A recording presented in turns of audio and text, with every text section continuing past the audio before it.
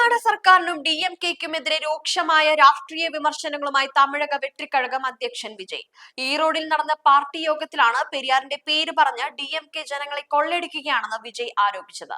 തമിഴ്നാടിനെ വിഭജിക്കുവാനുള്ള നീക്കങ്ങൾക്കെതിരെ ശക്തമായി പോരാടുമെന്നും സംസ്ഥാനത്തിന്റെ വികസനത്തിന് ദ്രാവിഡ രാഷ്ട്രീയം തടസ്സമാണെന്നും വിജയ് കൂട്ടിച്ചേർത്തു. அதனாலதான் சொல்றோம், பெரியார் பேரை சொல்லிக்கிட்டு தயவு செஞ்சு கொள்ளையடிக்காதீங்கயா, தயவு செஞ்சு கொள்ளையடிக்காதீங்க. அவரு பேரை சொல்லிக்கிட்டு பெரியார் பேரை சொல்லி கொள்ளையடிக்கிற இவங்க தான் நம்மளுடைய அரசியல் எதிரி. மக்களை நீங்க சொல்லுங்க, நம்மளுடைய அரசியல் எதிரி யாரு? நம்மளுடைய கொள்கை எதிரி யாரு?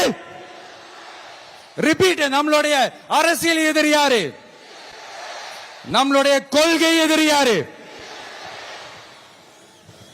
உங்களுக்கு புரியுதில்ல, எனக்கு அது போதும்யா. കരൂർ ദുരന്തത്തിന് ശേഷം TVK നടത്തിയ ആദ്യ പൊതുപരിപാടിയാണ് ഈറോഡിൽ നടന്ന പൊതുയോഗം. പൊതുയോഗത്തിൽ വിജയ് DMK സർക്കാരിനെതിരെ രൂക്ഷ വിമർശനം ഉന്നയിക്കുകയും ദ്രാവിഡ മോഡൽ എന്നത് വെറും വാചകം മാത്രമാണെന്നും ജനങ്ങളുടെ പണം കുടുംബ സ്വത്ത് പോലെയാണ് DMK കൈകാര്യം ചെയ്യുന്നതെന്നും കുറ്റപ്പെടുത്തുകയും ചെയ്തു. കരൂർ ദുരന്തത്തിന്റെ വ്യാപ്തി ഇപ്പോഴും നിലനിൽക്കുമ്പോഴും ഈ സമ്മേളനത്തിൽ അനേകം ജനങ്ങളാണ് പങ്കെടുത്തത്. വലിയ രീതിയിലുള്ള സുരക്ഷാ സംവിധാനങ്ങൾ എല്ലാം തന്നെ സജ്ജീകരിച്ചിട്ടുണ്ടായിരുന്നു. സമ്മേളനത്തിലുടനീളം പോലീസ് സുരക്ഷയും ഉണ്ടായിരുന്നു. News desk ഗ്ലോബോൺ.